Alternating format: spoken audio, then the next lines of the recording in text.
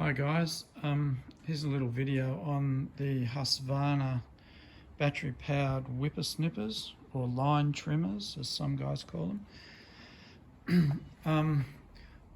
I have here the 536 LiX and the 325 ILK, which is the combi machine. Now this is this was their first pro model whippersnipper to come out, and it's quite a good machine. You can see the motor is down in the head, whereas on the combi it's not.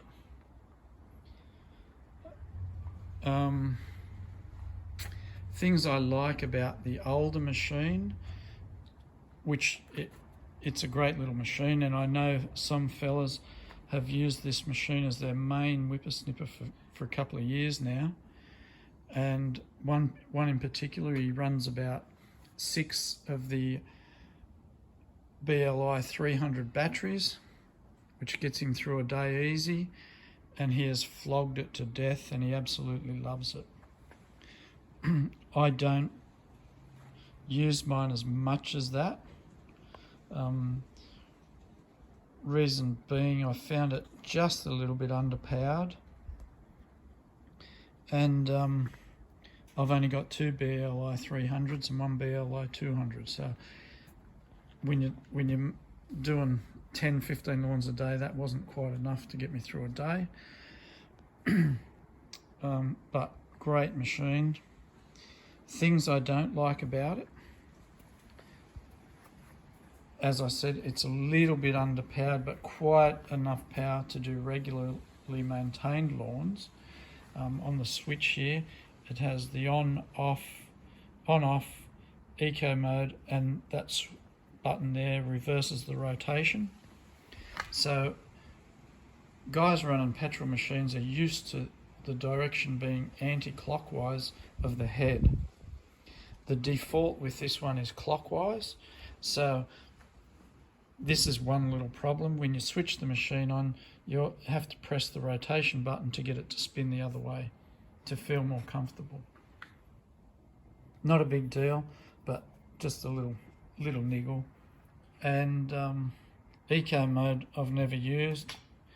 So, and one other thing is, you put the machine down or you stop for, I don't know how many seconds it is, but it switches off and then you have to switch it back on again, which can be a pain.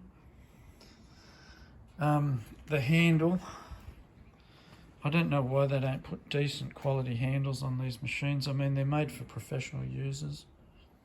I wrap a tennis racket grip around mine just to give it a little bit of cushion. The handle that comes on the Husqvarna 525 LST is a much better handle, and I know a lot of guys put that handle on this machine. But I just wrap the tennis racket grip around. It wears out, but they charge a fortune for those handles. What I've done down at the business end, if I can just show you here, sorry, I still haven't got a tripod. I'm not real good at doing these videos. The guard is off the 525. The guard that comes on these machines doesn't let enough cord out before it cuts it off. So I went to the 525 guard, which I found much better. And here's the tip: with battery machines, I recommend you do run a guard, because if you have too long a line out, it puts too much strain on the motor, right? You can blow them up. So I run a guard on my battery whippersnippers. I run them on my petrol too, but that's another story. One thing that my biggest gripe with this machine is the head angle. If you can see that, it's quite angled, that motor angle with the shaft. If you can, and when you pick this machine up and use it for the first time, that's the first thing you notice. Which I think guys that want to run battery gear want to have the feel of a petrol machine, you know, without these funny angles and funny weights and unweighted machines, which having the motor in the head makes the head heavy. But you run the 300 BLI 300 battery in it, and it evens the weight up, but not as good as the other machine. The other thing is you can get an adapter, the blade kit adapter, and run the speed feed on it. And I found doing that pushed the head out, and I didn't feel comfortable with where it put the head in relation to the motor sort of thing. It pushed it out a bit, so I took that off and went back to their bump feed head, which the Husky bump feed head is very good as far as bump feeds go, but I would like to be able to just whack a speed feed on there without mucking around. But that's about it with that machine. Great machine. But in saying that, I think that they really nailed it with the other machine. This combi machine is, without a doubt, I've used a couple of different battery whippersnippers. This thing, without a doubt, the best one I've used. And I'm not saying it's the best one out there, I'm saying it's the best one I've used. Okay? Why? Why is it the best? Well, the motor is up here, right? I'm not a fan of combis, but the connection here is better than I find, and lightweight, lighter than the steel. So it's not an issue with adding extra weight. It comes with the guard that's on the 525 LST, and guess what? You can screw a speed feed head straight onto it.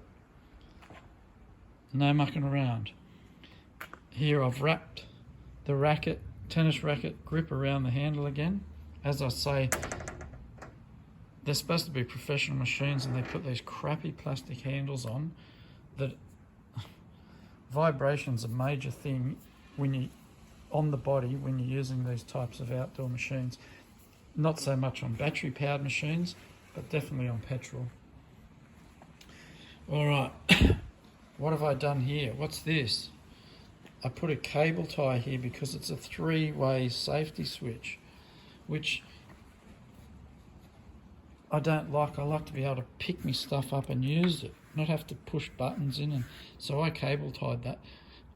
I'm a professional user. I like to pick my machines up and bang and go, not push this lever, pull that one.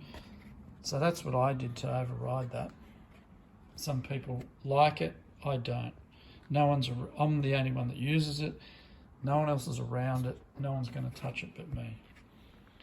The control panel on this one I love because it gives you battery indication, battery level, which if I switch it on, oh no, there's no battery in it, so that won't work. Yeah, it gives you the level to switch it on, and here this button is 3 power settings. So it's 1, 2, 3.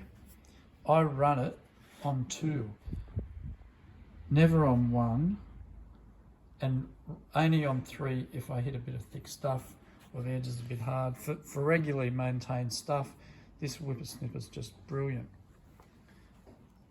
Plenty of power, and the great thing is, if I can show you this, is you can whack the speed feed straight on. And I run the little speed feeds. Some guys like the bigger ones. I'd say they'd go in no trouble either. And another reason I like it so much is you pick this machine up and it feels, there's no funny angles, there's no difference to a petrol machine, only it's lighter, quieter, and that's the big benefits of battery power. Less strain on the shoulders, the body, the hands, and once you get used to battery power, it's really hard to go back to petrol. But in saying that, I take a petrol whippersnipper with me every time I go out, because you never know when you are going to need it for some heavy stuff, or if I had more batteries, maybe not. But I only have 2 BLI 300s, as I said, and the 1 BLI 200, and some days that's not enough for me. So I need to invest in some more batteries. In saying that, there's a lot of guys that set their cars up with solar and inverters and all this stuff to charge batteries. And my thoughts on that are, why don't you spend that money, because they're spending big money, on a couple more batteries? Because, and even a few more chargers. Because if you change cars, vehicles, which no doubt will happen down the track, you've got to pull all that stuff out and put it in your new vehicle. Wouldn't it just be easier to have a few more batteries, a couple more chargers even, when you get home, whack them on? But it's up to the individual. And guys that do run all battery powered stuff, like mowers, probably do need to have some sort of charging on board. There's the batteries. That's a 300. And you can see the different size compared to the 200. The weight in the whippersnipper with the big battery is not an issue.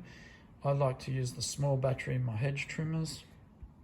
I could do with another small battery too, and another 300. Batteries aren't cheap, so that's why I haven't bought one yet.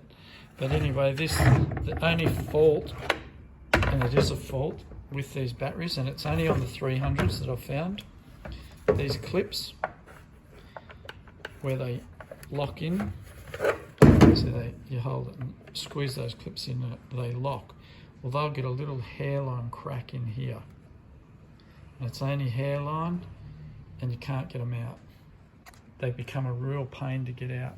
It's the only fault. If Husqvarna came and said, what can we improve? I'd say those batteries. It costs $16 for a new set of clips in Australia, that is. And they're quite easy to put in. Dealers don't like you to put them in yourself because you have to go pull the battery apart, and you don't want to short it out and blow your battery up.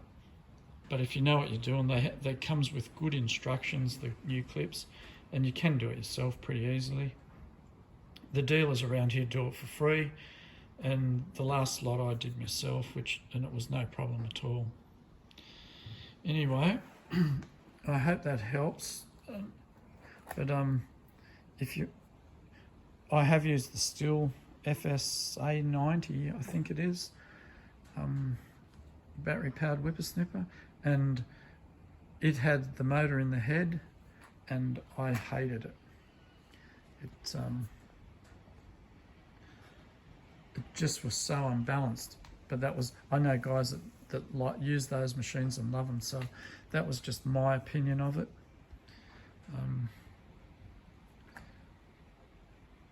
And the other brands that a lot of guys use are Ego, Palanque, and it doesn't really matter what brand you use as long as you're happy with it. Just because I like a certain brand is probably not going to suit everybody, but I know that the Husqvarna stuff's pretty good quality. And I've been using these. I've had that old one for about 3 years, and this newer one I've had for about just on 12 months, I'd say. Probably not even that, but I do use it a lot, and I love to use it. The more I use it, the more I want to use it. So yeah, don't be scared to try some battery gear, guys. If you're out like a big outfit mowing, smashing as many lawns as they can a day with different blokes using them, I probably wouldn't go battery powered because employees tend to not look after your gear. But if you're going to be the one using it, I'd definitely recommend it. Okay, I hope that helps, guys. See you later.